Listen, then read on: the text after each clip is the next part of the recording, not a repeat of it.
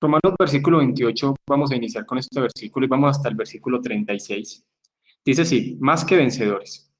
Y sabemos que los que aman a Dios, todas las cosas les ayudan a bien, esto es a los que conforme a su propósito son llamados. De acuerdo a lo que veníamos hablando hace 8 días de las diferentes situaciones, tribulaciones o angustias o los diferentes momentos que pasa el creyente también en esa lucha de su fe, ¿cierto? Esa buena batalla de la fe hasta el final de sus días.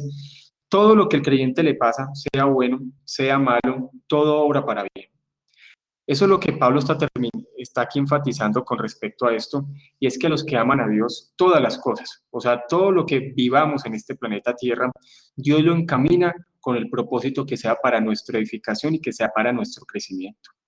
Por tal motivo, hoy podemos decir que todos estos predicadores que están apareciendo, que solamente le hablan de situaciones buenas al creyente, que si el creyente nomás está para vivir situaciones buenas, realmente no tiene ni siquiera el contexto, que es lo que vamos a ver hoy, de lo que habla la palabra. El creyente también se tiene que capacitar para las situaciones difíciles, aprender de las situaciones buenas y también de las situaciones difíciles. Entonces dice, y sabemos que a los que aman a Dios todas las cosas les ayudan a bien, esto es a los que conforme a su propósito son llamados, o sea, solamente esto sucede en las personas que han sido elegidas, y vamos a ver que todos estos versículos de aquí hacia abajo, Pablo tiene unas conclusiones con respecto a lo que veníamos hablando desde hace varias lecciones, que todo en el creyente es un proceso que hace Dios, es un proceso por gracia en donde Dios empieza a obrar en sus hijos. ¿Alguien quiere comentar algo sobre este versículo?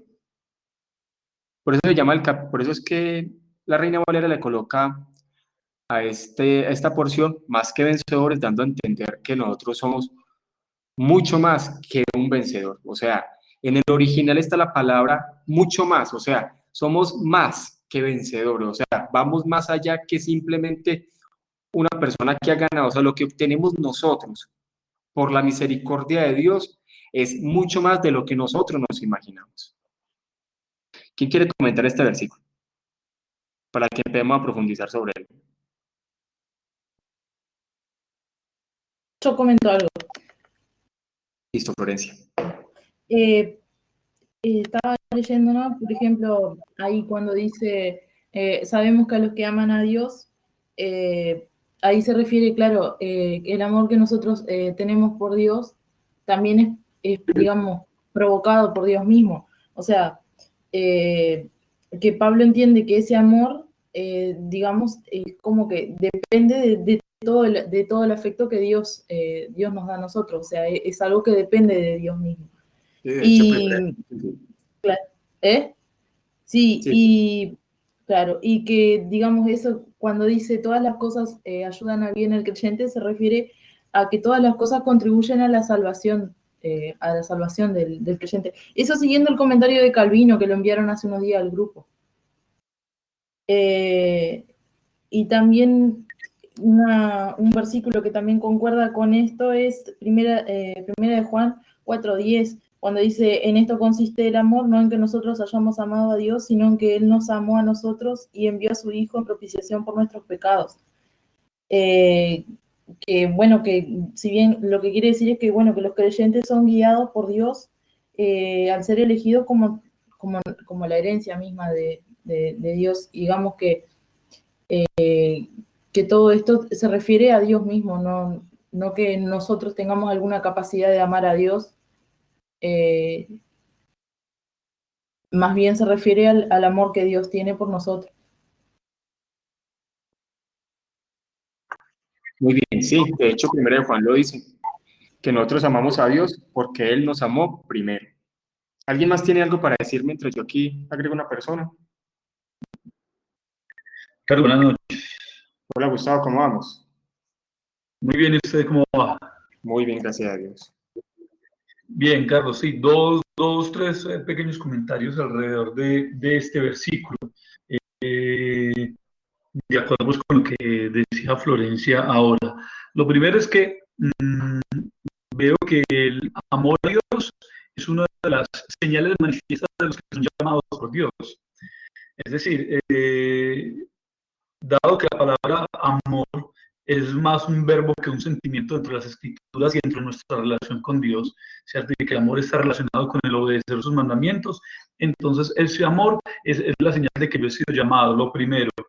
Lo segundo, entonces, bien lo que usted decía ahora, y es que de ninguna situación, o más bien ninguna situación, Dios desperdicia para la edificación de su pueblo, para la construcción y el crecimiento espiritual de su pueblo.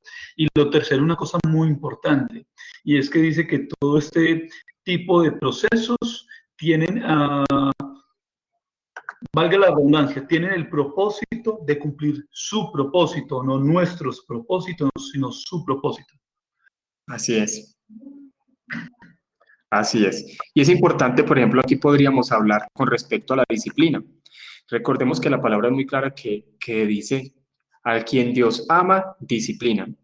Y a veces la disciplina de Dios puede venir de muchos factores, puede venir a través de muchas formas. Y entendamos que estas formas como vienen, que para nosotros pueden ser muy duras, ¿qué es lo que hacen a nosotros? Nos hacen es crecer. Entonces, sabemos que la palabra dice que a veces la disciplina pareciera que al momento no será agradable, pero después va a producir un fruto agradable, ¿cierto?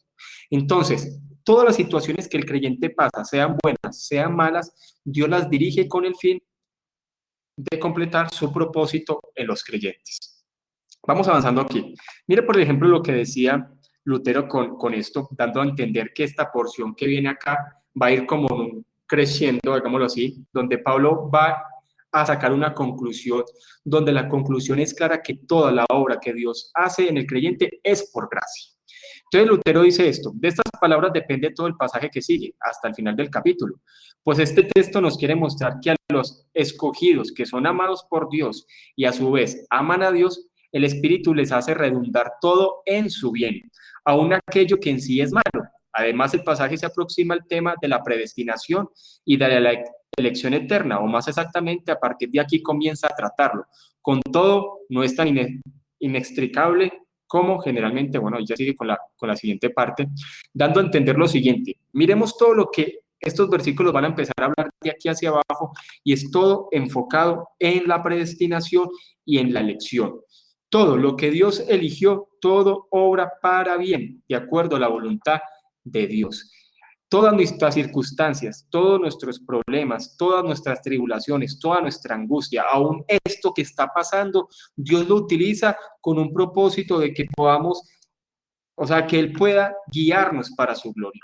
Todo esto Dios lo utiliza en el creyente, todo, constantemente en nuestras vidas, aun cosas que a nuestro parecer nos parezcan raras o a nuestro parecer nos parezcan de alguna forma que no tienen sentido o que nos parezca más bien como si fuera de Satanás, como lo hacen ver los carismáticos, aunque hay veces Dios sí permite que Satanás toque ciertas cosas de sus hijos, como pasó con Job, como pasó con Pedro, pero Dios todo lo encamina para bien.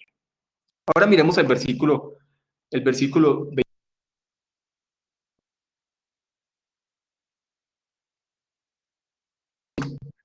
29 y 30, entonces aquí empieza a enfatizar sobre el tema de la predestinación.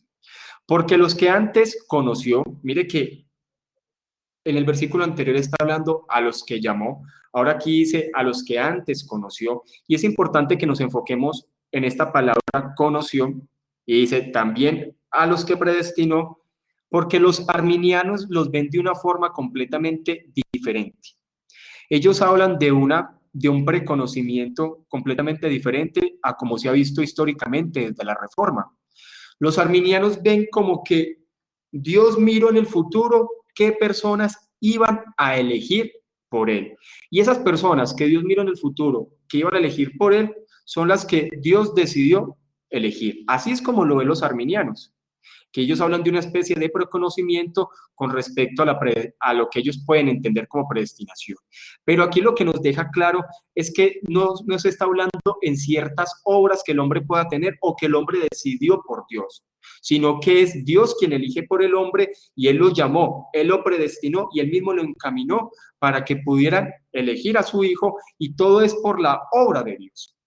Listo, dice, porque a los que antes conoció, también los predestinó para que fuesen hechos conforme a la imagen de su Hijo, para que Él sea el primogénito entre muchos hermanos. Quiere decir que uniendo este versículo 29 con el versículo 28 es que todo lo que nos sucede a nosotros, sea bueno, sea malo, sea diferentes circunstancias, Dios lo encamina con el fin que nosotros, o sea, que nosotros podamos formarnos de acuerdo a la imagen de nuestro Señor Jesucristo. Y vuelve otra vez a hablar sobre la palabra predestinación. Recordemos que era Charles Spurgeon el que decía, muchas personas pueden no estar de acuerdo con la palabra predestinación, pero jamás la podrán borrar de la Biblia. Entonces sigue enfatizando, y a los que predestinó, a estos también llamó, y a los que llamó, a estos también justificó, y a los que justificó, a estos también glorificó.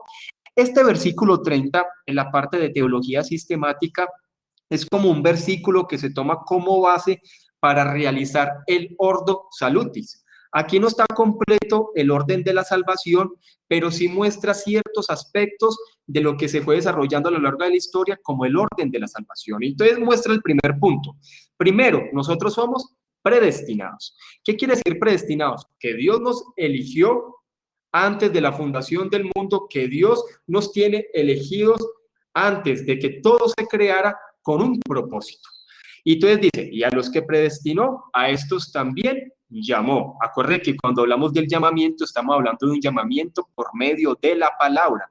Hablamos de dos tipos de llamamiento, un llamamiento externo y un llamamiento interno. Pero aquí está hablando de ese llamamiento interno que tiene los verdaderos, o sea, las personas que han sido elegidas por Dios. Entendamos esta parte del llamamiento externo. Cuando hablamos del llamamiento externo es que le predicamos la palabra a todas las personas. Nosotros como predicadores no sabemos qué personas son elegidas o qué personas no. Nosotros tenemos que predicarle es a todos. Eso se llama el llamamiento externo, que es la predicación de la palabra, que es la predicación del evangelio, cómo está la palabra. No obstante, las personas que han sido elegidas en este llamamiento externo, Dios mismo abre su corazón para que este llamamiento sea eficaz en su corazón. Y es un llamamiento que es eficaz, y este llamamiento eficaz también lo entendemos como regeneración, en el cual sabemos que está implantada vida sobre nosotros, por eso sabemos que eso va hacia la conversión. Entonces, dice, a estos también llamó, hablando de que ese llamamiento por medio de la palabra es eficaz en los elegidos. Por tal motivo, las personas que no han sido elegidas, le podemos predicar la palabra muchas, pero muchas veces, y no va a pasar nada en su corazón. Entonces sigue diciendo, y a los que llamó, a estos también justificó. Está hablando de esa justificación que tenemos por medio de la fe. Sí, recordemos que es en la conversión. Cuando hablamos de la conversión estamos hablando del arrepentimiento y de la fe. O sea, aún el arrepentimiento y la fe es un don de Dios.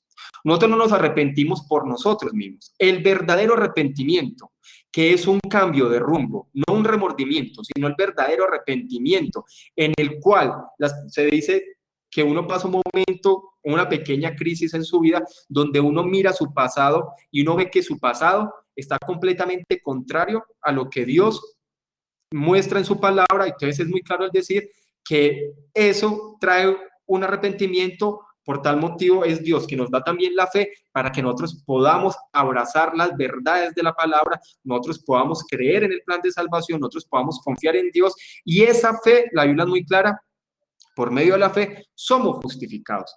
Esta palabra de justificación da a entender que somos declarados justos, es una declaración legal que hace Dios en donde somos declarados justos, porque ese es el gran dilema de la palabra, cómo un pecador puede ser declarado justo, y sabemos que solamente es por medio de Cristo Jesús, ya que Cristo Jesús pagó nuestros pecados, y lo vamos a ver en versículo más adelante. Por tal motivo, por medio de los méritos de Cristo, somos declarados justos, y aquí, pues Pablo ya lo pasa hasta el final, y los que justificó, a estos también glorificó. Quiere decir que toda esta obra es la que se hace en el creyente.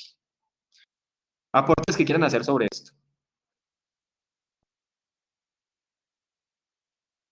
Que quiera hacer un aporte sobre versículo 29 y 30. Carlos, solamente un punto del versículo 29. Sí. Casi que coloquialmente, digamos, en el argot popular, se hace una mezcla cuando se habla del Señor Jesucristo y se habla de Él en la calle como nuestro Padre, ¿cierto? Y aquí este 29 hace una distinción muy marcada acerca de que claramente Jesucristo no es conocido como nuestro Padre, como normalmente se conoce reconoce, sino que tiene la marca de nuestro hermano mayor, si se puede decir. Exactamente, no nuestro Padre, ¿cierto? Si es que nosotros, obviamente, es Dios también. Si esto de ninguna forma pues viola el hecho de su divinidad, pero hacer claro como ese énfasis de que aunque es nuestro Dios, también es nuestro hermano mayor y no nuestro Padre, como la gente se relaciona a veces con él cuando se dirige en oración, por ejemplo. Sí, pero entonces hay que entenderlo mucho más específico. Hay que entender que cuando hablamos de Cristo, estamos hablando del Hijo eterno, ¿sí? O sea, Hijo no solamente es en el planeta Tierra, es Hijo eterno. Y la palabra también dice unigénito, hablando de entender que es único en su especie. Aquí hay que ser algo claro, y es que, claro, no podemos decir, como dice Gustavo, nuestro hermano mayor, pero hay que entender que la relación que tiene Jesús con el Padre es, no obstante, diferente a la relación que podemos tener nosotros con nuestro Padre. Por eso es que cuando Jesús mismo le decía a los apóstoles, ¿cierto? Hablando sobre eso, él mismo decía, voy a mi Dios y a vuestro Dios. Una cosa es el Hijo de Dios, otra cosa son los hijos de Dios, porque sabemos que la relación que tiene nuestro Señor Jesús, el Hijo eterno, con el respecto a la Trinidad, es una relación eterna, diferente a nosotros como criaturas que somos adoptados y tenemos una comunión preciosa, pero hay una diferencia muy grande entre lo que es el Hijo de Dios y los hijos de Dios. De hecho, Jesús lo dejó muy claro. Él mismo decía, voy a vuestro Padre, ¿cierto? Y a mi Padre, a vuestro Dios y a mi Dios. ¿Sí? Perfecto, perfecto. Listo. ¿Alguien más quiere decir algo sobre este versículo? También cuando se dice a la imagen de su hijo, ¿no? Ahí tenemos el modelo perfecto a quien imitar. Por eso cuando dice para que él sea el primogénito entre muchos hermanos, se refiere a que todos, o sea, todos los que somos hijos de Dios, todos los adoptados, somos quienes debemos parecernos a Cristo, digamos. Y esa parte es algo interesante. Sabemos que cuando se habla de Cristo como el unigénito, ¿cierto? Como el primogénito, como la parte del Hijo eterno, sabemos que es la relación eterna que tiene la segunda persona de la Trinidad, hablando pues en esa relación eterna. Nosotros somos, como decía Florencia, nosotros somos adoptados, es también una declaración legal. Nosotros no podríamos ser adoptados como hijos si no fuéramos declarados justos. Recordemos que nadie puede ser hijo de Dios si no es declarado justo por medio de Cristo Jesús. Entonces nosotros, claro, somos adoptados y somos hechos legalmente hijos de Dios. Sigamos avanzando aquí en este versículo.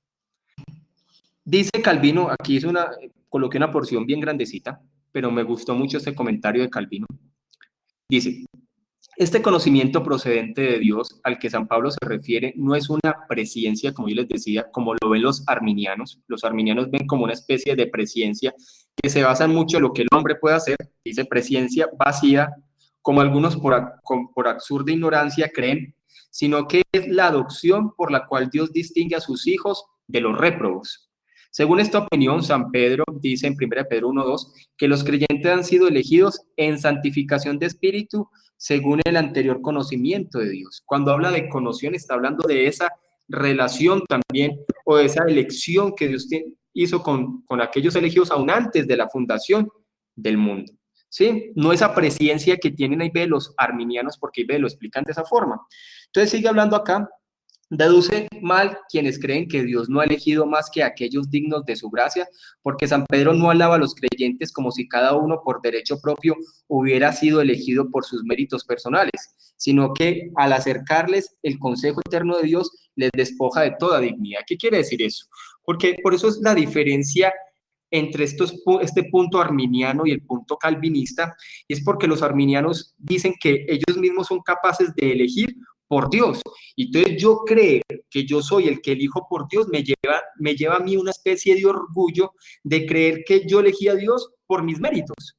Y entonces esa presciencia de entender que Dios me eligió a mí porque yo lo elegí a él primero, y eso en sí enfoca la salvación más en mí que en Dios. Esa es la diferencia entre las dos posturas de salvación que vemos en la actualidad. Es que una se enfoca en cierto grado en el hombre y la otra se enfoca totalmente en Dios. Y eso es lo que Calvino está hablando en su comentario con respecto a ese montón de ideas que también estaban surgiendo en su tiempo, más o menos estamos hablando entre el siglo XVI y XVII, en donde las personas también planteaban ciertas posturas que era posible que Dios viera hacia el futuro quiénes iban a elegir por él. Aquí Calvino está diciendo que no es así.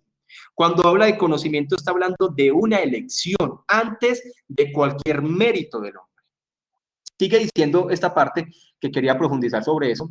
Dice, San Pedro no alaba a los creyentes como si cada uno, como lo hablamos. Dice, San Pablo afirma también ahora lo que ya dijo sobre el propósito de Dios. Se deduce que en este conocimiento atribuido a Dios depende de su voluntad, porque al adoptarlos no ha extendido su presencia a los que estuvieron fuera de su majestad, sino a que ha señalado solamente a quienes deseaba elegir. Quiere decir que la salvación no hace parte de ningún mérito humano. La salvación es completamente una decisión soberana de Dios.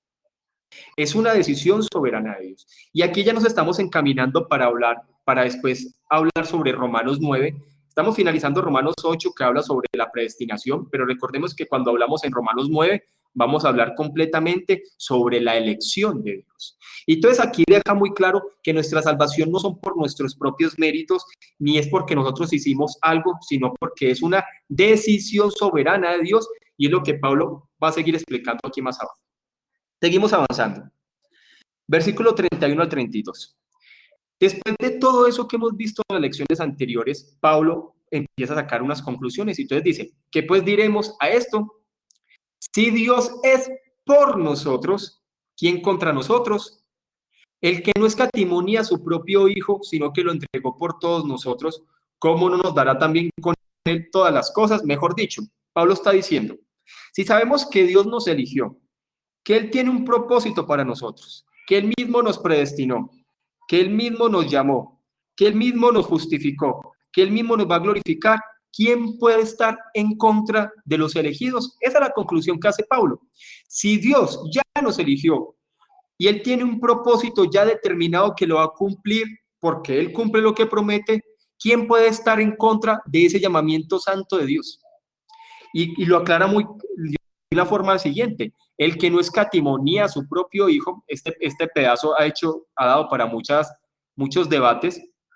De tal forma es la unión del creyente con Cristo, y cuando hablamos de la unión con Cristo no estamos hablando solamente de este tiempo, hay una unión con Cristo aún antes de la fundación del mundo, en el cual Cristo tenía que venir por su pueblo. Dice, el que no escatimó ni a su propio Hijo, entendiendo que el Señor Jesús, al venir al planeta Tierra, es el don más grande que podemos tener, el regalo más grande por gracia que no merecíamos. Es porque cuando Jesús vino, Él vino a morir para redimir un pueblo, y dice, si no escatimó ni a su propio Hijo, dando a entender de la segunda persona de la Trinidad, sino que lo entregó por todos nosotros, ¿cómo no nos dará también con Él todas las cosas? ¿Qué quiere decir también esta segunda conclusión? Si Dios nos dio lo más preciado para Él, que fue su Hijo, a venir a morir por nosotros, ¿cómo no nos va a dar las demás cosas que no valen tanto como nuestro Señor Jesús? Esas son las dos conclusiones a las cuales Pablo llega. ¿Quién tiene para decir algo sobre esto? ¿Alguien que quiera hablar hacer un aporte sobre estos dos versículos? Los que no han hablado también, ahí Sebastián, los que faltan ahí. ¿Y quién no aporta? Carlos, ¿Cómo vamos, Jorge? buenas noches, ¿cómo están, hermanos? Pastor Carlos, sobre estos versículos, sí, totalmente de acuerdo con lo que usted está diciendo sobre que Cristo es el don más grande que nos ha dado Dios, y todas las cosas ahí también que aparecen en esa última conclusión, el versículo 32 puede ser mal interpretado por muchas personas que sacan de contexto la Biblia cuando dice, ¿cómo no nos dará también todas las cosas? Una persona que quiera torcer la Biblia fácilmente puede utilizar ese versículo para cosas terrenales y cosas mundanas, ¿sí o no? Pero entonces ahí todas las cosas vienen en el mismo hilo de que Él nos santificó, sí, ¿no?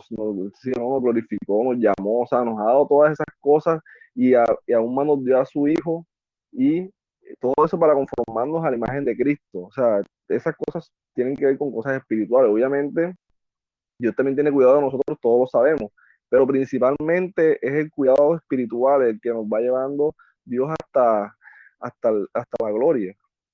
Ujú. Y lo que usted dice es muy cierto, ese versículo se puede sacar de su contexto y, por ejemplo, los pastores de la prosperidad podrían utilizar ese versículo para decir, bueno, si Dios nos dio a su Hijo, ¿cómo no nos va a dar todo lo demás, todo lo que pidamos? Eso es muy cierto. Y lo que no vemos es que con lo que viene hablando desde arriba, es que está hablando más que todo que el más grande don que la persona puede tener es la salvación de su miseria en este planeta Tierra, ¿cierto? Hablando de la miseria, pues, por causa de nuestros pecados y la consecuencia que va a tener eso con respecto a la muerte eterna. ¿Sí? ¿Alguien más quiere decir algo sobre este versículo?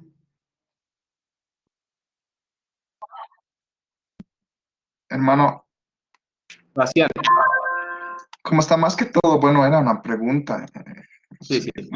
Muchas veces creemos más bien, o sea, bueno, creo que más bien las personas creen en el lado arminiano de que, bueno, más bien son ellas las que eh, son lo mejor, son las personas que incluso se les dice, ¿no? Son ustedes preciosos para Dios, como una perla preciada, pero quería llegar al punto de cómo afecta en su vida cristiana el arminianismo, porque he notado que en cierta forma la perspectiva arminiana afecta en la vida cristiana, en todo lo que va a estar viviendo el cristiano. Entonces, ¿cómo afectarían en esa situación? Sí, la cosa es que dentro del arminianismo se tiene un optimismo demasiado desaforado. No quiere decir que nosotros no debemos de pensar también que Dios nos ayuda en las situaciones, pero es como las falsas expectativas que se tienen. Por ejemplo, estamos viviendo un tiempo, ya que tocó ese tema, que podría enfocarse a eso. Yo ya he visto por ahí varios pastores que le dicen a la gente, ni la plaga tocará tu morada. Quiere decir que las plagas no pueden tocar a los creyentes. Y también he visto pastores para decir, porque los hijos de Dios, todo nos ayudará para bien. Entonces, por tal motivo, esto no va a derrotar a los hijos de Dios y tendremos que salir y esto va. Entonces, por tal motivo, traigan su ofrenda para que, bueno, o sea, hay engaño en cuanto a eso. Porque se les lleva solamente a vivir que todo tiene que ser bueno, que todo tiene que ser exitoso, que todo tiene que ser lo mejor para el creyente. Y hay muchas personas que se pueden llevar falsas expectativas y aún hasta resentirse por Dios, porque si constantemente el mensaje es, tú eres un vencedor, y pueden tomar, porque de hecho yo he visto el título de esta porción se llama Más que Vencedor, y entonces le pueden decir, tú eres un vencedor, estás hecho para ganar, tú estás hecho para ser un líder, tú estás hecho para vivir bien, tú estás hecho, eso suena muy bonito, pero la verdad, no se vive eso. Entonces la gente se puede frustrar con Dios y decir, bueno, porque hay ciertas personas que sí obtienen todo eso y yo no. Y es porque no entienden que muchas cosas de la vida, Dios es un Dios soberano, y también los hijos de Dios pueden pasar por situaciones muy fuertes, por situaciones muy angustiantes, por situaciones muy críticas de cualquier sentido, enfermedades hasta muy graves, crisis económicas hasta muy fuertes. Y es donde el creyente tiene que aprender a confiar en Dios. Y entonces al creyente se le dice, Dios quiere darte paz después de la tribulación, pero cuando uno va a la palabra, lo que dice es que Dios nos da paz en medio de la tribulación. O sea, la paz de Dios no es esperarla cuando ya las cosas cambien, no. Dios nos da paz en medio de circunstancias muy angustiosas, una paz que no tiene explicación, en medio de que vemos tantas cosas que se levantan, tantas cosas vienen. Hay una paz del creyente que lo hace estar seguro en su Dios. Ahí está la diferencia. Y personas que viven resentidas con Dios, que no entienden a Dios ni comprenden el Dios de la Biblia por estos tipos de mensajes que lo que hacen es desvirtuar el verdadero entendimiento de la palabra. ¿Sí? ¿Qué dice Sebastián? Sí, porque he notado mucho eso, ¿no? Últimamente, especialmente igual con este versículo, usan bueno, no, si es con nosotros, entonces el coronavirus no nos va a derrotar y todas estas cuestiones. Pero la verdad, creo que es un malentendimiento total de los versículos, porque como hemos estado viendo, como han estado diciendo otros hermanos, lo que se está tratando, y como usted dijo igual, de que totalmente es la salvación, el enfoque a la salvación. Así que si nosotros morimos, como decía igual el pastor Will Graham, si nosotros morimos, bueno, amén. Y si es que vivimos también, amén. Demos la gloria a Dios, porque lo que más importa eh, no es nuestra vida ni nuestra muerte, sino que tenemos la salvación y que en ambas podemos gloriarnos en Cristo. ¿No? Y lo que usted dice, Sebastián, es muy cierto. Hay evangelios que llevan a centrar a las personas más que todo en este planeta Tierra y en lo material, sabiendo que la palabra nos lleva a centrarnos en Dios y en la vida eterna. Nosotros tenemos que estar preparados para la muerte. Y la muerte en el creyente es diferente, porque antes los cristianos estaban dispuestos a morir, pero hoy parece que los cristianos están más enfocados en esta vida que en la eternidad, por el tipo de evangelio que les enseñan. Nosotros tenemos que entender la soberanía de Dios. Probablemente con esta pandemia mucho cristiano va a morir y no podemos engañarlos. No podemos engañar a los creyentes. Muchos cristianos van a morir por la soberanía de Dios, muchos otros no, porque nuestra vida depende de Dios. Déjame un momentico.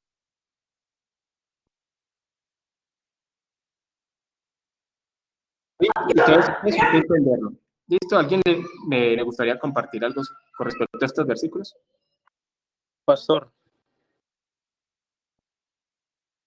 Pastor, yo, Jason, sí. con respecto al verso 32, ahí cuando dice, ¿cómo no nos dará también con él todas las cosas? Literalmente esa palabra dará es la palabra que traduce bondad y merecida, o sea, no nos dará inmerecidamente también con él todas las cosas, o sea, ahí se refiere a esa gracia que corresponde a todos los beneficios espirituales logrados por Cristo en la cruz. Así es, muy cierto con eso. Sigamos avanzando acá con respecto a ese comentario. Hendrickson decía con respecto a esto, dice, el argumento va de mayor a menor. Dice, jamás podría haber un don mayor que el don de Cristo a la iglesia. Ese don está claramente implícito en la afirmación. Dios no escatimó a su propio Hijo, sino que lo entregó por todos nosotros. Además, aunque entregar a ese Hijo fue un sacrificio inconmensurable, según lo indica claramente las palabras, Dios no escatimó, sin embargo, dice, el mismo nunca es un don solitario. ¿Cómo nos dará también con él su misericordia? Es decir, de buena gana, gratuitamente, gozosamente, generosamente, todas las cosas. Quiere decir que todo lo que sabemos que hace parte de lo que Dios ha prometido para el creyente, Dios lo va a cumplir y debemos estar seguros en eso. Si vemos que nuestro Señor Jesús vino, murió y resucitó, podemos estar completamente seguros que en nuestra vida también vamos a morir y vamos a resucitar. Si de pronto no somos la generación que recibe al Señor Jesús. Y entonces es algo que debemos de entender, y es que lo que más vale sobre nuestras vidas es que realmente somos salvos. ¿Sí?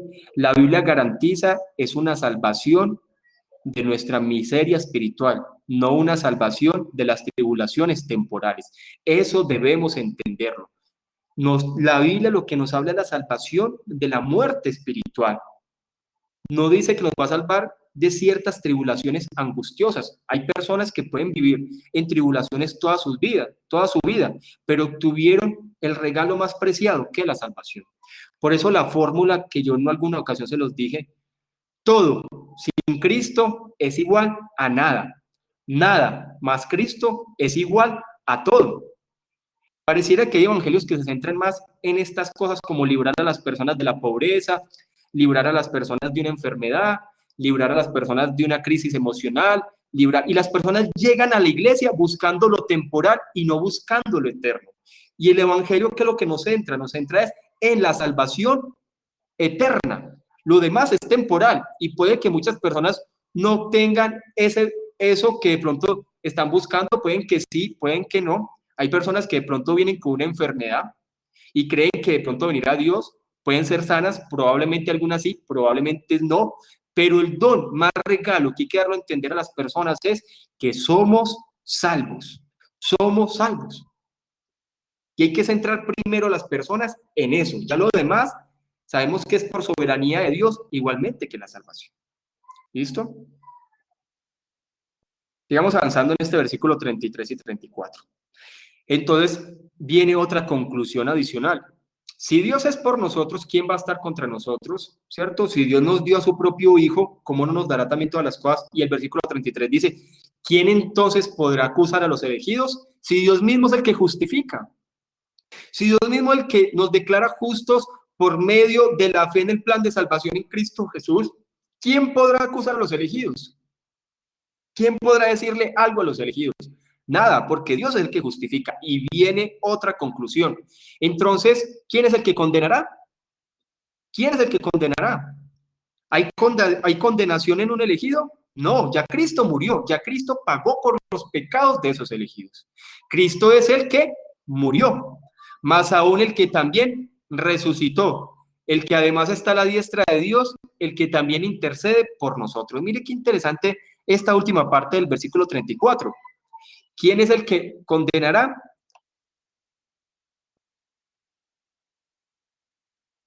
Entonces, ¿quién es el que condenará? Cristo es el que murió. Entonces sabemos que si Cristo murió, porque Él murió por nosotros, y también Él resucitó, y además está sentado a la diestra del Padre, intercediendo por nosotros, ¿es posible que un verdadero creyente se pierda? ¿Es posible que un verdadero creyente deje de perseverar en la fe hasta el final?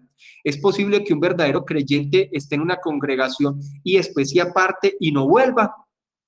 Más bien de los que no aparten, los que se aparten y no vuelvan es porque nunca se convirtieron y realmente nunca se doblegaron ante Cristo.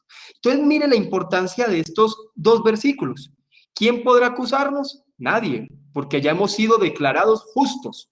Recordemos que la justicia es una declaración legal. Ahora, otra cosa es la santidad, pero recordemos que la santidad no es un medio para obtener la salvación. Nuestra santidad es una consecuencia de la salvación. Hay que entender eso. Si no entendemos eso, vamos a vivir confundidos y en este punto es donde se confunden los arminianos también. La salvación no es la santificación no es un medio para yo ganarme la salvación. La santificación hace parte de ese plan ya realizado y es una consecuencia de ese plan. Por tal motivo, nosotros ya somos justificados, ya se pagó por nuestros pecados pasados, presentes y futuros. Los verdaderos creyentes, como consecuencia de esa regeneración, de esa conversión, la consecuencia va a ser que se santifiquen para Dios. Ahora, nadie nos puede decir que los elegidos vamos a juzgarlos, porque ya hemos sido justificados en Cristo Jesús. Como yo les he dicho antes, el pecado tiene que ser juzgado o en Cristo o en la eternidad, en las personas que han estado en el lago de fuego. Los que estamos identificados con Cristo, ya el pecado fue juzgado en la cruz. Y sabemos que él mismo dijo, consumado es. ¿Sí? Ahora, como nosotros nos identificamos con Cristo, no es posible que Dios juzgue dos veces. Nuestro pecado ya fue juzgado en Cristo. Por tanto, ¿hay algún juicio para el creyente? ¿Para condenarlo? No hay. Hemos sido justificados. Por tanto, ¿alguien nos puede condenar? No, porque ya nuestro pecado fue condenado y fue juzgado en Cristo. Por eso es que Pablo dice, Cristo fue el que murió por nuestros pecados y él mismo resucitó y él mismo está intercediendo por los suyos. Porque Jesús intercede por los suyos con el fin de que también nosotros prevalezcamos aquí en el planeta Tierra en las diferentes cosas que vienen sobre nuestras vidas. ¿Quién quiere decir algo sobre estos dos versículos? Que son muy interesantes. ¿Quién quiera compartir algo? Sí, pastor, yo. Eso. Bueno, como usted decía, Pablo en el verso 33 habla en términos jurídicos, ¿cierto? Sí. Dando pues referencia de que en esos términos somos legalmente justos, ¿cierto? No fue algo de alegría o una justicia sin fundamentos. Y en el verso siguiente quisiera resaltar un punto que dice, más aún también el que resucitó. Muchas veces a la hora de predicar el evangelio obviamos esa parte de la resurrección de Cristo, pero inclusive Pablo en el verso 15 dice que si Cristo no hubiera resucitado a los muertos, nosotros seguiríamos aún en nuestros pecados. Entonces es muy importante resaltar que a causa de la resurrección de Cristo fue también que se hizo completa la obra salvadora en nosotros, porque si Cristo estuviera muerto en este momento, nosotros seguiríamos sin esperanza. Y recordemos que lo que pasó en Cristo es porque se venció el poder del pecado. O sea, ¿qué pasó con Cristo a morir? Recordemos que ¿por qué morimos nosotros? Nosotros morimos porque somos pecadores. Recordemos que la muerte entró al mundo, como lo hemos visto, por el pecado. Una consecuencia del pecado es la muerte. Nosotros morimos porque somos pecadores. Por tal motivo, todos los seres humanos somos pecadores, todos los seres humanos morimos. El hecho de que nuestro Señor Jesús resucitara es porque ese patrón del poder del pecado no obra sobre él. Quiere decir que la muerte no lo podía retener. Por tal motivo, nuestro Señor Jesús resucitó. Y como nosotros estamos identificados con Cristo, a nosotros tener fe en el plan de salvación, al ser regenerados, el poder del pecado tampoco tiene poder en nosotros. Nosotros el pecado ya no nos domina, ya no nos controla. Sabemos que somos regenerados y nosotros somos vencedores porque también aún vencemos sobre el pecado. Y nosotros vamos a morir físicamente, pero la muerte en el creyente no la podemos ver como la mira el mundo, sino que nuestra muerte va a ser un paso a la vida eterna. ¿Alguien más quiere decir algo sobre estos versículos?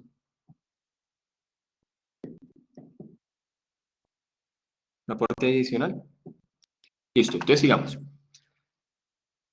¿Qué dice Calvino con respecto a estos versículos que acabamos de leer? Dice, en cuanto a la segunda antítesis, el apóstol demuestra que los creyentes se encuentran muy alejados del peligro de condenación porque Cristo, al hacer la expiación de los pecados, se ha anticipado el juicio de Dios y por su intercesión no solamente ha suprimido la muerte, sino que ha conseguido también que los pecados sean eliminados y olvidados para que no sean tenidos en cuenta. Quiere decir que los pecados en el creyente no existen. No obstante, nosotros sabemos que cometemos pecado y tenemos que estarlos confesando y tenemos que estarnos rindiendo ante Dios, tenemos que estarnos negando porque vamos a tener esa lucha contra la carne hasta el último día de nuestras vidas, pero esa santificación progresiva es consecuencia de, no es un medio para ganar la salvación. Entonces, es por medio de Cristo que ya pagó por nuestros pecados. Debemos entender que Cristo ya pagó, pasados, presente y futuro. Él mismo murió por nosotros como pecadores. Nosotros éramos los que teníamos que estar en esa cruz. Nosotros éramos los que teníamos que vivir la ira de Dios. Pero como dice Calvino, Jesús se adelantó al juicio de Dios, nuestros pecados ya fueron juzgados en Cristo, las personas que mueran sin Cristo va a ser juzgado su pecado en la eternidad.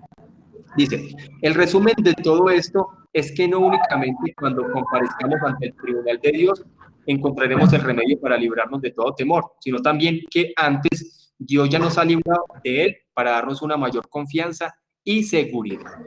Hermanito Juan. Pastor, buenas noches. No, pues aquí con lo que está diciendo Calvino está, y lo que dijo el pastor, pues supuestamente debería de ser así, no esta carne, vamos a seguir pecando. Pero como dice la palabra del Señor, Cristo sentado a la diestra de nuestro Padre intercediendo por nosotros, porque eso es lo que tenemos que hacer en todo momento. Cada vez que pecamos, por eso es que tenemos que orar sin de orar, que Él nos permita, por medio de Jesucristo, perdonar nuestros pecados y que gracias a eso la ira de Dios ya no. Tenemos que estar confesando nuestros pecados. Recordemos que nosotros no predicamos moralidad, sino que predicamos nuevo nacimiento. Y que entender que nosotros lo que debemos de hacer es, por más grave que sea nuestro pecado, siempre debemos confesarlo a Dios, pedir perdón, ¿sí? Y pedir de su ayuda ante situaciones que son muy fuertes. Nosotros como creyentes debemos estarnos analizando todo el tiempo. Es una autorreflexión que debemos de hacer. Como también sabemos, nosotros nos podemos estar, hay muchos creyentes que pueden estar engañados, pueden creer que ya han nacido de nuevo y realmente no han nacido de nuevo. Por eso la Biblia manda al creyente que examine si de verdad está en la verdad y tenemos que estarnos examinando. Y que nuestra vida no sea por moralidad, sino que de verdad sea una regeneración donde nos duele el pecado y donde hay un avance, porque la verdadera fe lleva a la santificación. La fe falsa lleva a remordimientos, lleva a tristeza, pero nunca a un crecimiento de santificación. ¿Listo? Vamos a los últimos dos versículos. 35-36 dice, y otra conclusión de tantas que hemos visto hoy, entonces, ¿alguien nos podrá separar del amor de Cristo? O sea, nosotros somos amados aún antes de la fundación del mundo. ¿Alguien podrá separar al verdadero creyente del amor de Cristo? Entonces Pablo dice, ¿alguna tribulación? ¿Alguna angustia? ¿Persecución? ¿Hambre? ¿Desnudez? ¿Peligro o espada? Algo, si de verdad hemos visto que Dios está por nosotros y el verdadero creyente tiene que perseverar hasta el final, un verdadero creyente podrá pasar la tribulación más grande de esta vida y va a perseverar hasta el final. Las angustias más terribles de esta vida y va a perseverar. Las persecuciones, pasar hambre, pasar desnudez, pasar peligro, pasar espada y va a perseverar porque el verdadero creyente va a vivir muchas circunstancias.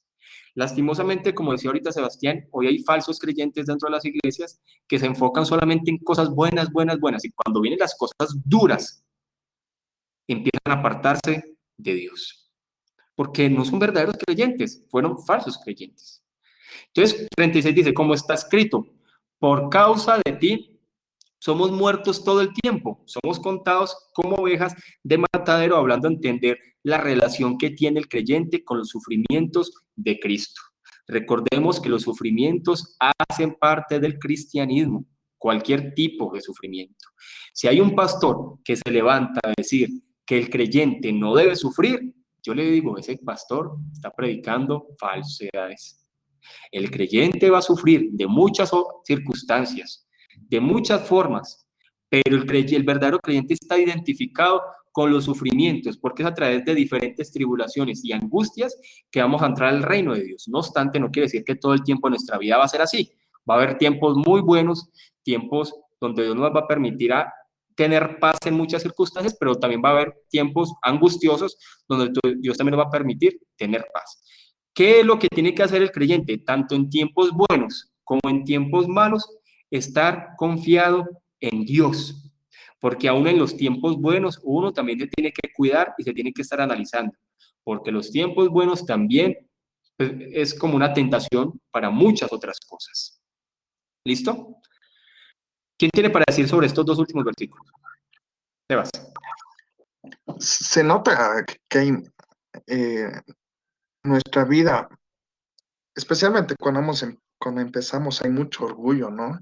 Siempre buscamos, y egoísmo, porque siempre buscamos lo mejor, siempre queremos lo mejor, siempre buscamos lo más lindo, lo que nos complace, lo que nos atrae.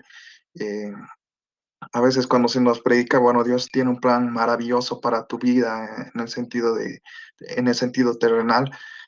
Nosotros queremos ese evangelio, no porque queramos a Cristo, sino porque queremos las cosas que nos puede ofrecer Cristo. Y son cosas tan erradas. Y aquí nos muestra claramente quién nos separará del amor de Cristo. No está diciendo que no vamos a pasar por esas cosas, sino que nada de eso nos va a separar. Y técnicamente lo que está diciendo acá es lo que han pasado los cristianos después que con la persecución de Nerón, la edad de la iglesia perseguida hasta el 313 con el edicto de Constantino. Y ahora vivimos en un tiempo igual donde estamos con coronavirus y que estamos técnicamente igual a punto de la muerte. Y lo que no tiene que sorprendernos nunca, cristianos, es que nunca nada de eso, ni aun estas enfermedades nos van a separar del amor de Cristo. Y que nuestra confianza solo tiene que estar solamente en Cristo.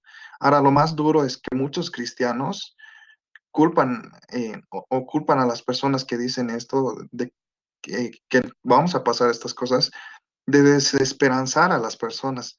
Y esa era mi pregunta, o sea, ¿cómo enfrentar a esas personas que nos culpan a veces de ser tan pesimistas, de no llevar esperanza a las personas, sino que más bien estamos llevando culpa o tal vez estamos llevando algo malo en las personas y no estamos dando verdadera esperanza, como muchos hablan? Entonces, no sé cómo podemos responder a esas personas.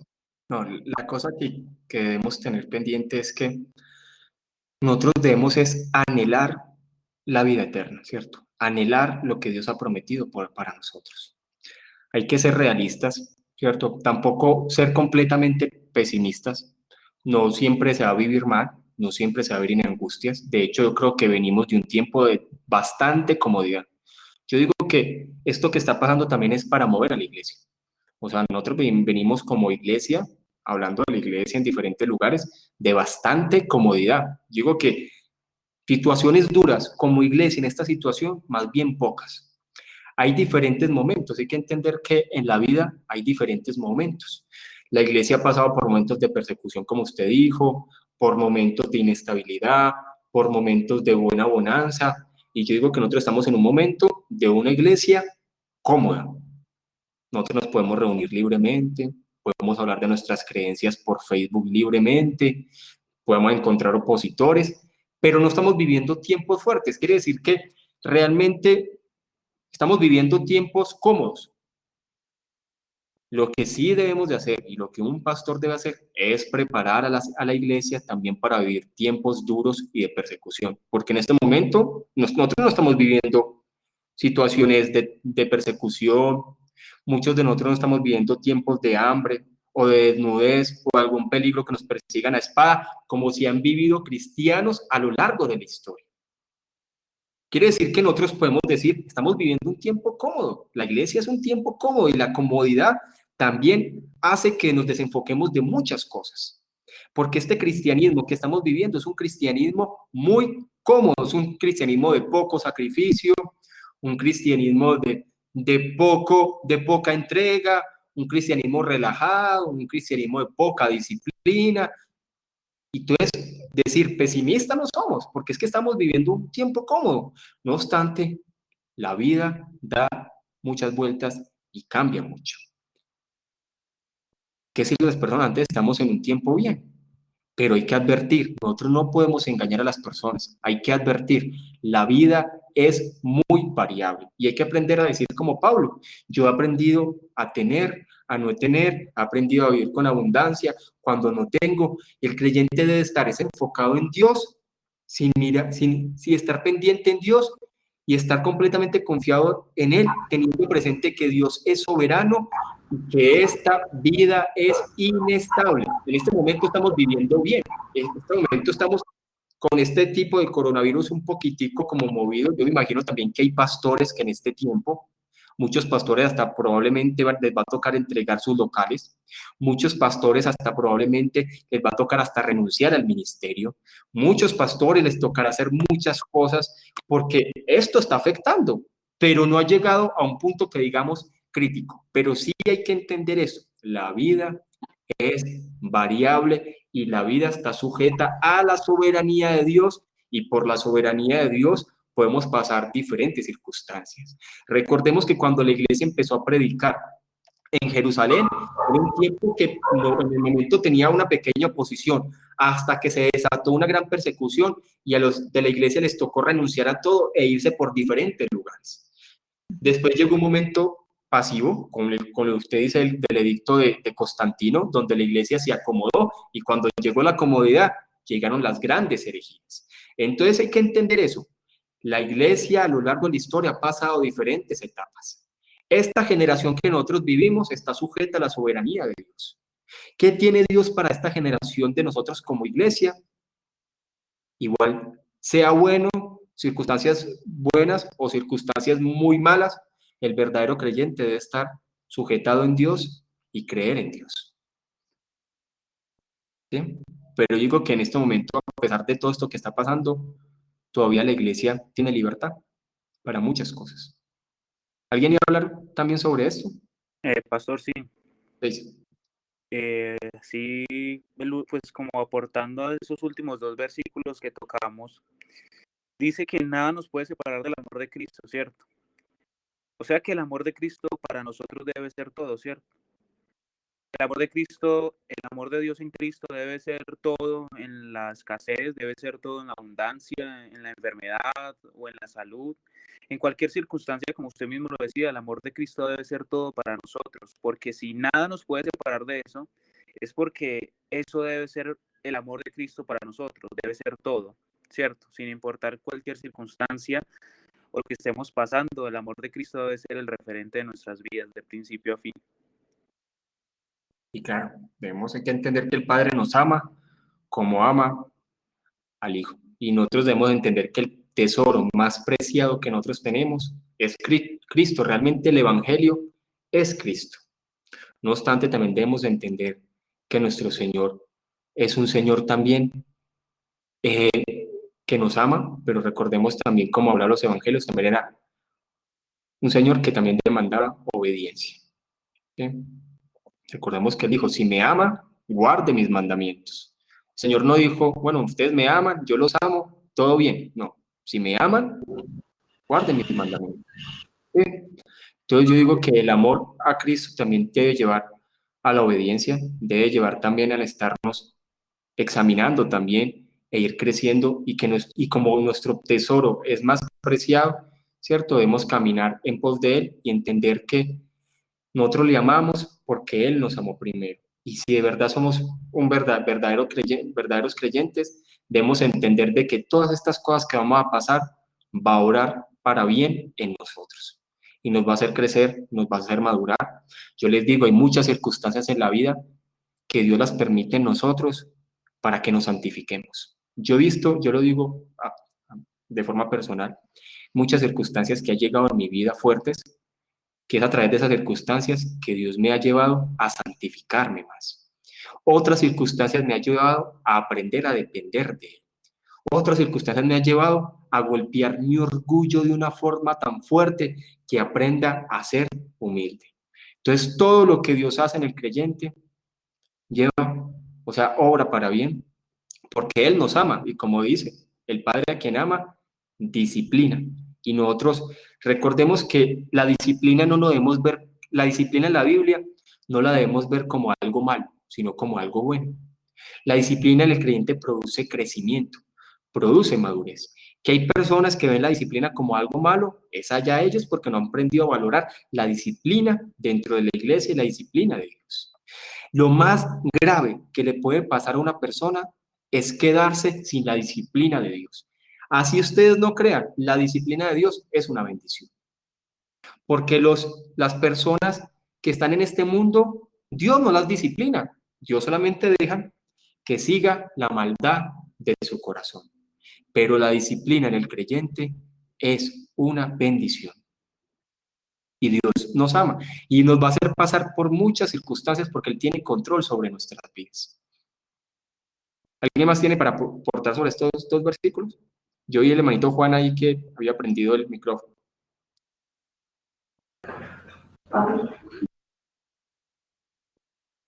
¿O alguien quiere decir algo más? Hermanos. Pastor Carlos. Okay. Sí, bueno, con respecto a los versículos, ahí la última parte que citan un salmo, que como ovejas somos contados como ovejas de matadero, estamos viendo que a diario, por nuestra identificación con Cristo, con el Señor, que nosotros ya morimos en Cristo, ¿sí o no? Cuando creímos en Él, somos juntamente crucificados con Cristo, y pues por esa identificación que tenemos con Él, vamos a ser, o sea, morimos todos los días y estamos sentenciados como esas ovejas que van al matadero, que las llevan al matadero. Y sí, nadie nos podrá separar del amor de Cristo en ninguna situación, ni ninguna persecución, como menciona este versículo. También lo que decía el hermano Sebastián sobre el tema de que nos ven como si no diéramos esperanza y esas cosas, pero es que la única esperanza que nosotros podemos darle al mundo es Cristo. O sea, esa es la única esperanza que tenemos todos nosotros, es Cristo únicamente. O sea, no hay esperanza fuera de Él. Eso sí es muy, pero muy cierto. La única esperanza que nosotros debemos tener es Cristo y todos debemos centrarnos en eso. Miremos este último comentario, hablando del versículo que cita Pablo al final. Dice, Pablo demuestra que nada hay de extraño o inesperado respecto al sufrimiento de hoy en día por causa del Señor. El salmista confiaba en Dios. ¿Cómo hubiera podido de otra manera exclamar, tú eres mi rey, oh Dios? ¿Y cómo hubiera podido decir, en Dios nos gloriamos todo el día? Con todo, él no obtenía de sufrimiento el consuelo que Pablo obtenía en sus experiencias dolorosas. De otro modo, no hubiera podido decir, despiértate, oh Señor, ¿por qué duermes? Despiértate, no nos rechaces para siempre. Dice el apóstol, por otra parte, entendió que sufrir por Cristo significaba entrar en una comunión más estrecha con Él. Tal sufrimiento era una ganancia, no una pérdida. No obstante, como les digo, hay que buscar un equilibrio, ni irnos al optimismo desenfrenado de hoy en día, que solamente le prediquemos cosas buenas. Recordemos que eran los falsos profetas que predicaban solamente cosas bonitas. Recordemos que hay varios versículos que decían que los profetas decían, está bien, hablaban de cosas buenas, cuando en realidad habían cosas que estaban muy mal en el pueblo.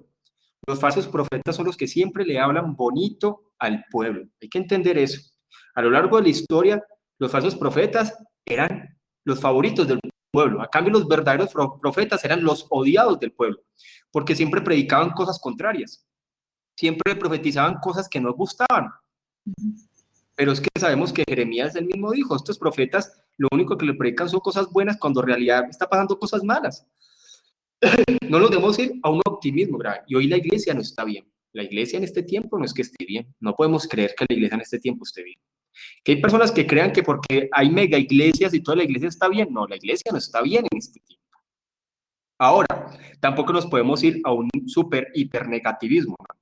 Tampoco sería mal eso, decir que todo es mal, que todo no está bien, que todo va para mal, que tenemos que sufrir siempre, que todo tiene que ser dolor, no.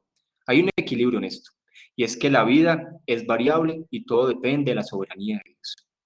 Nuestras vidas dependen de lo que Dios tenga para nosotros. Podemos tener momentos bien, momentos medianamente bien o momentos complicados, pero en todos esos momentos debemos estar centrados en Dios y glorificar. Florencia. Estaba pensando en Jeremías hoy hace un rato cuando usted estaba hablando sobre el tema de los profetas pero eso fue hace un rato. Ahora no iba a comentar lo mismo porque me había quedado pensando en lo otro que había dicho sobre lo cómodo que estamos en las iglesias, porque es cierto. Y si a todo esto también nosotros no estamos perseguidos como en otros lugares en el mundo, que de verdad hay persecución y le están matando gente, digo, por causa del evangelio. Nosotros no estamos pasando esa situación, creo, en América Latina, en general no pasa eso. Pero sé que hace unos años, hace poquito, pasó en México, pero no es de la misma forma que pasa en Medio Oriente o en el norte de África. Pero lo que iba a decir que como nosotros también, que estamos bastante cómodos, pero como usted decía, también tenemos que seguir preparándonos y no dejar de prepararnos, porque ni de predicar, ni de hablar de la palabra de Dios, porque hay mucha gente que no está pasando esas necesidades, no está pasando esos problemas que pasan en otros lados, pero igual son responsables de prepararse, porque no sabemos lo que puede venir después, porque ahora hace poco, por ejemplo, salió que el año pasado, fue a finales del año pasado, el Papa Francisco convocó a todos los líderes de todas las religiones a un encuentro que iba a salir este 14 de mayo, por ejemplo. Y ahí van a haber judíos, musulmanes, no sé, de todo. Además de eso, sí, por ejemplo, a los influencers, a los políticos, a, no sé, deportistas en general, gente que tiene mucha influencia en el mundo, que tienen poder económico, pero además que tienen acceso a mucha cantidad de gente, de personas, digamos. Y ese es el evangelio que las personas conocen. Y si nosotros no estamos preparados para contarles a los otros cuál es la diferencia entre uno u otro o no, porque estamos tan cómodos que a veces no tenemos para discutir con otra persona, no tenemos tiempo o no tenemos ganas de estar discutiendo con otra persona, entonces yo no sé si eso, digamos, es amor por Dios o no, porque si tenemos esa comodidad para estar hablando con otras, para no hablar con otra persona, digamos, yo creo que eso no es amor por Dios, me parece a mí. Bueno, la idea es predicar el evangelio, ¿cierto? guiar a las personas en este tiempo. Sí, así es. Muchas gracias, Florencia. ¿Alguien más tiene algo para decir? Para que pasemos a comentar un poquitico sobre el libro. ¿Alguien más tiene un último comentario? Para que Carlos, sí, vamos. no, es muy cierto lo que usted dice ahora, la necesidad de ser muy equilibrados. Y yo creo que ese perfecto equilibrio lo muestra Eclesiastés capítulo 3, cuando dice que todo tiene su tiempo y todo lo que se quiere debajo del cielo tiene su hora, ¿cierto? Y claramente eso determina que ningún estado ha de perdurar para siempre. Ni siquiera el estado de abundancia de cosas ha de durar para siempre, ni siquiera el estado de tribulación o dificultad ha de perdurar para siempre. Y siempre la bondad de Dios va a estar. Eso es lo más importante. Siempre el cuidado de Dios va a estar. Inclusive usted también lo decía ahora. En esos estados de abundancia, pareciera que ahí es donde hay que tener mucho más cuidado, ¿cierto? Porque ese nos va haciendo entrar en un estado como de comodidad, de confianza, de tranquilidad. No necesito mucho buscar al Señor. No necesito mucho la palabra, no necesito mucho.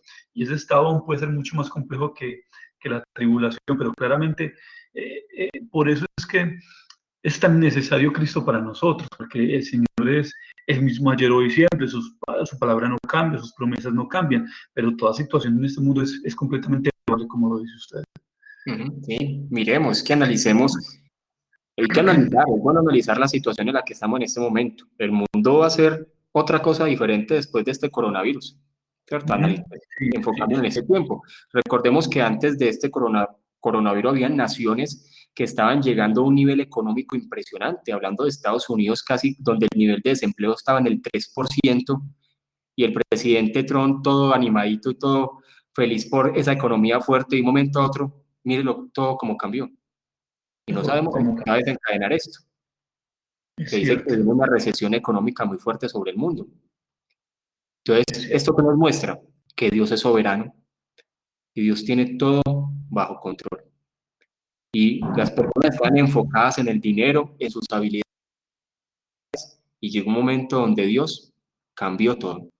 El mundo va a ser después de esto. Es más, por ahí vi que no sé hasta qué momento nos vamos a volver a reunir como iglesia. Dicen que el distanciamiento social puede durar casi, pues ojalá Dios permita que no sea así, hasta casi finales de diciembre, donde se va a reactivar la economía, pero ciertas reuniones sociales no se van a permitir, ni conciertos, ni cualquier tipo de reuniones sociales de más de 30 o 20 personas. Entonces, eso también, o sea, ya el congregarse es un privilegio. Esto que nosotros hacemos, por ejemplo, con las iglesias, estas sesiones virtuales, eso es como un plan B, pero no sabemos qué va a pasar. No, absolutamente cierto, completamente cierto. Para la iglesia esto tiene que marcar un antes y un después, y esto tiene que producir, no sé, un nuevo nivel de afecto por la comunión con los hermanos, por la iglesia y demás. Porque es cierto, yo creo que esto va a ser de largo aliento, como alguien lo diría. ¿No? Y es eso, miren, estos días varios pastores han dado sus puntos de vista con respecto al coronavirus. Por ahí Lennox sacó un libro que él es un apologista de Inglaterra muy conocido. John Piper también ha dado su punto de vista, Paul Washer, y pues, la mayoría de ellos dicen que todo esto que está sucediendo debería primero es ir a la iglesia, en lugar de pensar que ya estamos a punto del final de los tiempos, que yo no sé qué. Yo digo que todo esto, primero hay que mirar a la iglesia, nosotros. Sí, de acuerdo. O sea, no es normal que no nos podamos reunir. Dios mismo permitió esto. Y hay muchas iglesias que les parece que eso es normal, pasar de lo presencial a lo virtual, y eso ya hacen todo normal. Pero hay algo que hay que analizar, hay algo que no está normal dentro de la iglesia. El solo hecho que como iglesia no nos podamos reunir presencialmente, hay que analizar muchas cosas. Sí. Pastor, también una cosa, ¿no? Yo estaba pensando, ¿no? Usted dice ahora que Dios permitió todo esto y que es gracias, o sea, digamos, por la soberanía de Dios que permitió todo esto. Pero también demuestra la maldad del hombre, porque muchos dicen que posiblemente ese virus habría sido por negligencia, que a una persona se le ocurrió comer murciélago y comió, pero otros dicen también que podría ser algo que realmente fue hecho a propósito ese virus, yo estaba escuchando ahora hace poco una médica argentina que hablaba y mostraba mostraba en pantalla, yo no entiendo mucho de biología, pero ella es médica y tiene muchas conferencias, a mí me gusta escucharla, porque habla sobre los temas de aborto y demás.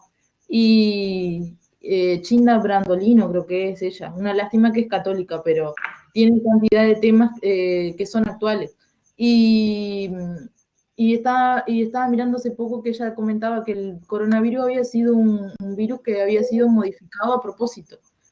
Entonces, uno ve que sí, Dios permitió esto, pero también ve la maldad del ser humano también en esto. O sea, no es que es algo que uno dice, no sé, capaz un chino, Dios lo permitió y está por negligencia humana, pero en realidad el ser humano es muy malo. Y uno piensa que estas cosas, como que el hombre no las va a hacer de nuevo, porque con todo esto de las bombas atómicas que ya habían tirado antes, el genocidio de los judíos, cosas que ya pasaron antes que dicen, no va a volver a pasar, pero sin embargo, digo, el ser humano sigue siendo malo. Sí, pero igual, todo está en la soberanía de Dios. Hay cosas que Dios permite, y Dios permitió esto. Eso no podemos decir, no, esto se fue fuera, se le salió de control a Dios. No, Dios permitió esto. Y Dios lo permitió con un propósito.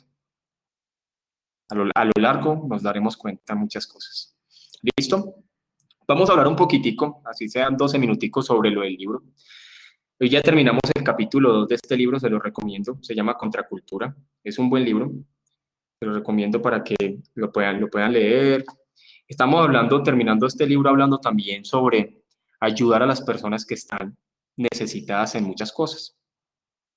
Él se enfoca mucho, ¿cierto?, que nosotros debemos ayudarnos entre hermanos. Y digo, por ejemplo, este tiempo que se está viviendo, uno siempre debe estar enfocado primero en ayudar a los hermanos que están dentro de la congregación y también pues pensar los de su alrededor. Pero yo digo que primero se debe ayudar a los hermanos. Yo digo que este es un tiempo donde se debe enfocar en la ayuda a los hermanos, ¿sí? Él también dice que uno de pronto de las fallas que se tienen con respecto a ayudar a personas de la congregación y en el sector es no hacer como un análisis necesario de cómo se debe hacer esa ayuda, porque ves, por tratar de ayudar, realmente no se sale ayudando realmente de acuerdo a las necesidades que se tiene una comunidad. Él dice también de que ese punto de que uno debe ayudar sacrificialmente, pero también debe ser una ayuda de forma constructiva. Y es eso lo que uno debe hacer. Si Dios permitió que ciertas personas tuvieran dinero, es con el fin también de ayudar, ¿cierto? En lugar de pensar solamente en el materialismo, también se debe pensar en ayudas, apoyar misioneros, apoyar personas plantadoras de iglesia. Y yo digo que personas con músculo económico dentro de las congregaciones sirven bastante para ayudar ciertos proyectos dentro de la congregación. ¿Tiene algo para decir alguien que haya leído este libro de estas porciones finales? De los que lo leyeron y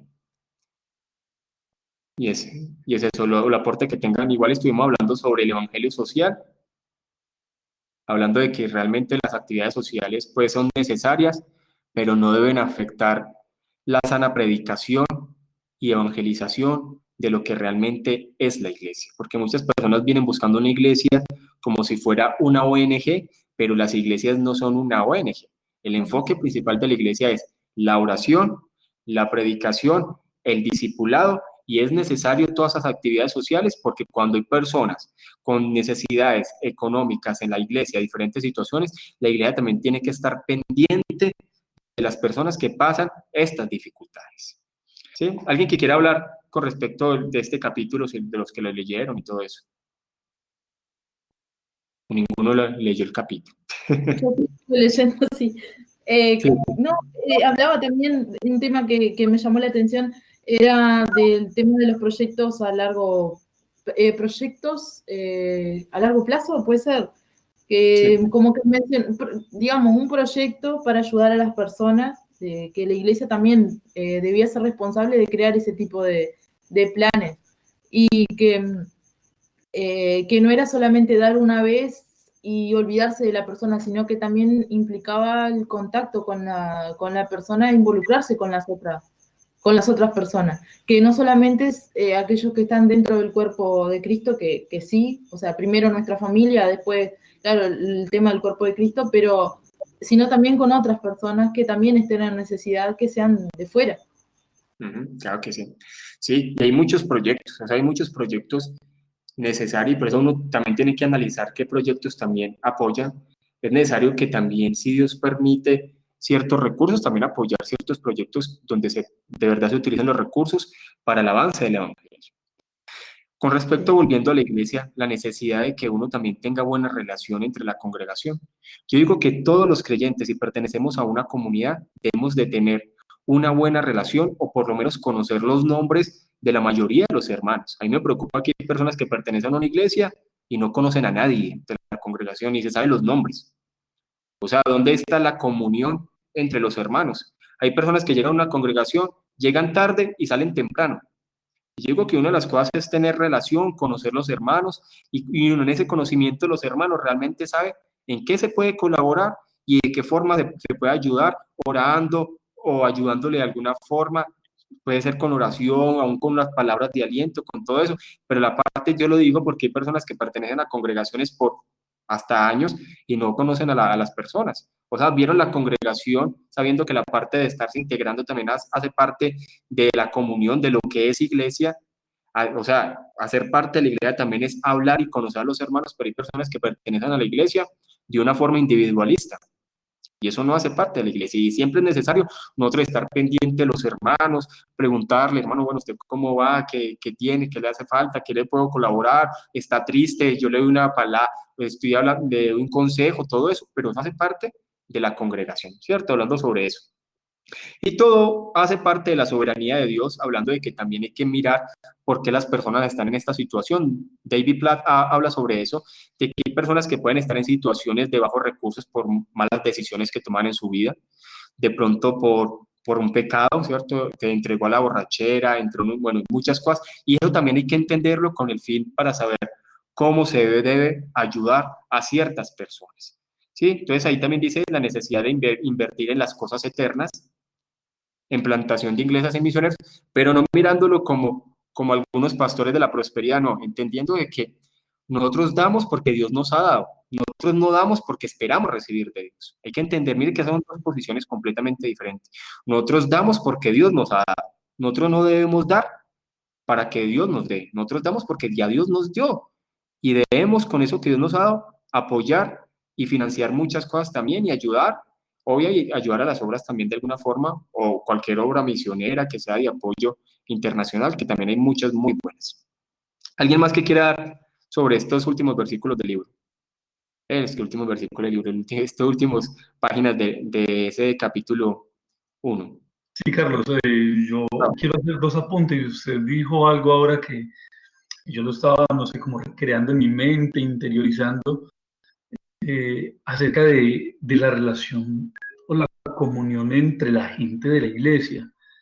Nosotros hablamos, yo no sé si es con un excesivo optimismo y hablamos de que la iglesia somos una familia, pero eso es solamente teoría. Realmente en la práctica no es algo que se viva. Es decir, puede haber una relación cordial. Yo no veo una familiaridad donde yo conozco la necesidad del otro y yo inclusive trabajo para ayudar a proveer, ¿cierto? O para satisfacer, o para orar por él, o para darle un abrazo fraterno. No, obviamente eso se da en pequeños grupos.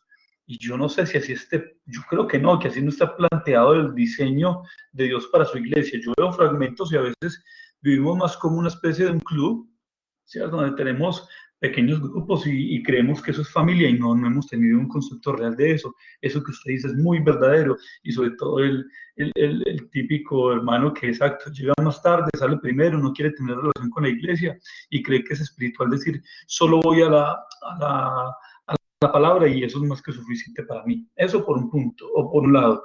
Y lo segundo, yo lo que veo en el libro es que aquí se va como desarrollando una especie, no sé si está correcto decirlo, una especie como de teología de ayuda a los pobres, ¿cierto? Se va desarrollando como todo un diseño de cuál debería ser el trabajo y el papel de la iglesia, y que el trabajo de la iglesia no simplemente debe enfocarse en proveer para el diario vivir, solamente para la necesidad básica, sino que detrás de todo esto debe haber un trabajo y un desarrollo en que al final todo sea enfocado hacia el evangelio y hacia el conocimiento de la persona hacia Cristo Jesús. Recordemos que ahí, por ejemplo, en el libro de Hechos no habla ni sobre comunismo ni sobre comunalismo, ninguno de los dos.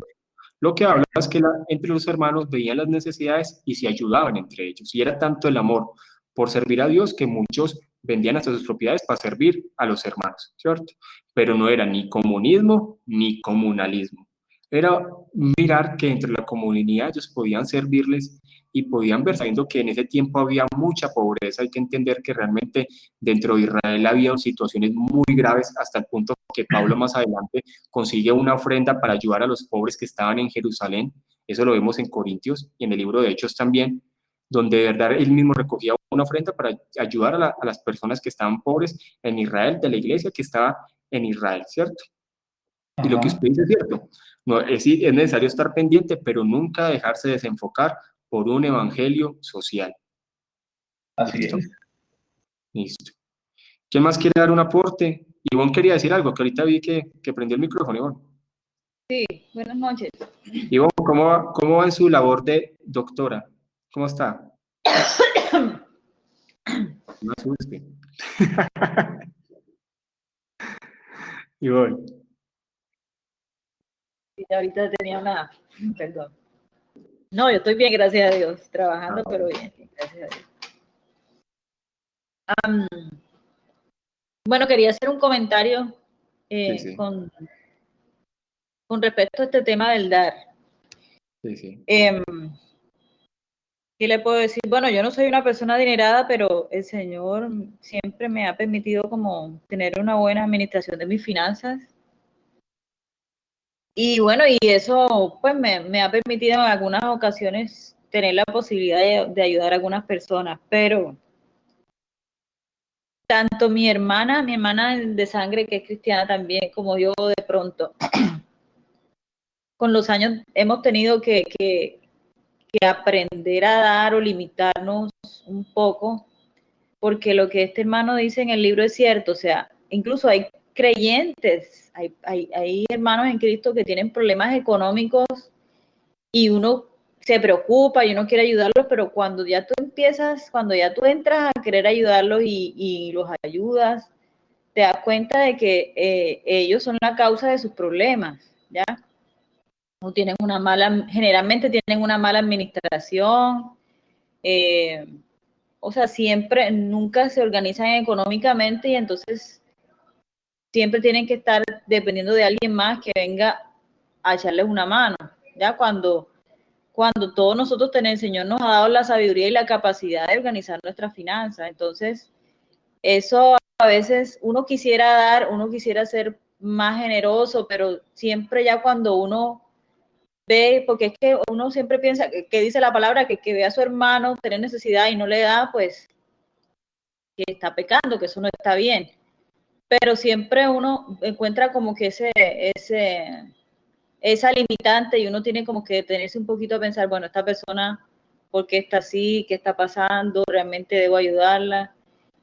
Y es eso, ¿no? Lo que decía el hermano, de que no es, o sea, no a todas las personas se les puede ayudar, ¿ya? Y uno quisiera ser un poco más generoso, pero siempre está como ese temor. O hay personas que no les gusta que les ayude. Ese es el caso que se vive en este tiempo. Que uno quiere ayudar, pero hay personas que no les gusta que les ayuden.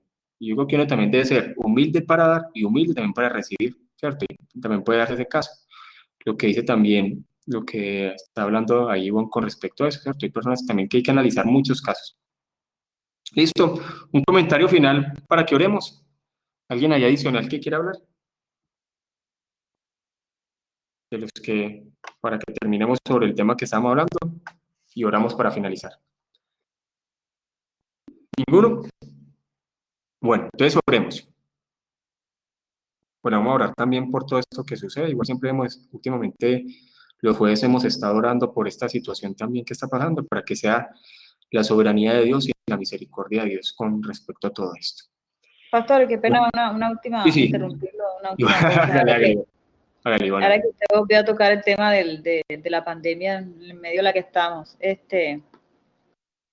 o sea, que ¿qué le puedo decir? A veces uno no tiene claro ciertas cosas, cómo actuar como creyentes, a cómo llevarle esperanza a la gente, porque bueno, incluso yo he tomado la posición, incluso dentro de mi grupo de trabajo, tratar de darle ánimo a mis compañeros de trabajo, porque a veces se tienden a angustiar, sí, se tienden como a desesperanzar, a entrar en pánico. Y bueno, la única esperanza que yo puedo darles es hablarle de Dios y tratar un poquito de aprovechar eso para tratar de sensibilizarlo un poco a la palabra, ¿no? Pero sí, lo que usted dice es cierto, o sea, esta plaga puede llegar a todo tipo de personas, tanto creyentes como no creyentes, eso ya queda dentro de la voluntad de Dios. Pero pienso que no está de más hablarle a las personas de esperanza, de fe, ¿no? Claro, no es necesario. El Salmo 91 es ampliamente conocido entre creyentes y no creyentes. Y en lo personal, pues yo lo he utilizado para hablarle a las personas, para darle esperanza. Y pienso que es la posición que debemos tomar. El Señor me ha dado paz. Yo confío en el cuidado de Dios. Dios sabrá pues qué va a hacer, ¿no? Pero he tenido paz en que Dios tiene control de esta situación. Entonces, es lo que quería decir, como que nosotros como creyentes podemos llevar esperanza a las personas, pues ya lo que Dios quiera hacer, pues ya queda dentro de su soberanía. No, claro, no, y usted puede también ser muy utilizado, usted que está en ese frente ahí de la pandemia, cuando hay, de pronto, si Dios le permite tener de frente personas graves o que estén padeciendo la enfermedad, es predicarle. Digo que también es una oportunidad de creyentes que son médicos en medio de esta dificultad, también aprovechar para predicar a las personas que están enfermas o que estén casi a punto de morir, es necesario predicar. Que Dios los use también. Yo digo que Dios también usa bastante a los médicos que son creyentes. Y yo sé que gracias a Dios, Dios le da paz en medio de esta circunstancia, pero también yo digo que también son muy usados en medio de esta situación. ¿Listo? Amén. Vamos ahora. Listo. ¿Y usted cómo, pero tiene paz? Y bueno, usted cómo ve los otros doctores? Están muy temerosos. Pues mis compañeros están tranquilos, gracias a Dios. En parte porque mi clínica en mi ciudad se organizaron y mi clínica quedó como cuarta línea, o sea, no es de las primeras instituciones que debe recibir este tipo de pacientes, pero eso no nos exonera de que en algunas ocasiones estos pacientes puedan estar llegando. De todas maneras, nos estamos preparando en conocimiento. Y bueno, mis compañeros están tranquilos. Algunos sí están un poco angustiados, pero la mayoría están tranquilos, gracias a Dios, y pienso que también la palabra les ha llegado un poco, les ha dado algo de paz, y espero que no solo se aferren ¿cómo le explico?, a promesas que son para creyentes, sino que finalmente Dios utilice esto para que ellos también sean creyentes. Así es, listo. Vamos a orar por todo esto. Bueno, Padre, gracias por este tiempo, por esta porción de la palabra. Qué edificante, Señor, y qué refrigerio, Señor, es profundizar sobre cada versículo, Señor, que está en las Escrituras. Gracias, Señor, por esta porción, porque sabemos que por medio, Señor, de la palabra entendemos que hemos sido elegidos, que hemos sido predestinados, que hemos sido llamados y que somos justificados. Y sabemos que si estamos, Señor, contigo, que si estamos en Cristo, nadie, Señor, no hay ni condenación, ni nadie, Señor, podrá aún, Señor, declarar, Señor, alguna cosa negativa o contraria sobre el creyente. Por eso te pedimos para que nos seas tú dando entendimiento de la palabra y podamos, Señor, profundizar más en ella. Hoy también seguimos orando, Señor, por este tema de la pandemia. Nos centramos más que todo en Latinoamérica para que sea, Señor, tú teniendo misericordia. Permite, Señor, también que muchas personas también puedan entender la realidad y puedan entender muchas cosas, que existe un Dios y que puedan venir al Evangelio, aún como estamos hablando, uso también a muchos médicos, Señor, que son creyentes también para que puedan compartir la palabra, que podamos ver que Señor, esto que está pasando también sea un momento, una circunstancia donde también las personas puedan colocar los ojos, Señor, en ti. Te pedimos para que nos uses como iglesia, para poder predicar, Señor, y hablar, y que un gran número de personas puedan llegar, Señor, a tus pies. Te damos muchas gracias. En nombre de Jesús. Amén y amén. Bueno, hermanos, Dios los bendiga. Muchas gracias a todos. Bendiciones a todos. Amén, bendiciones. Bendiciones.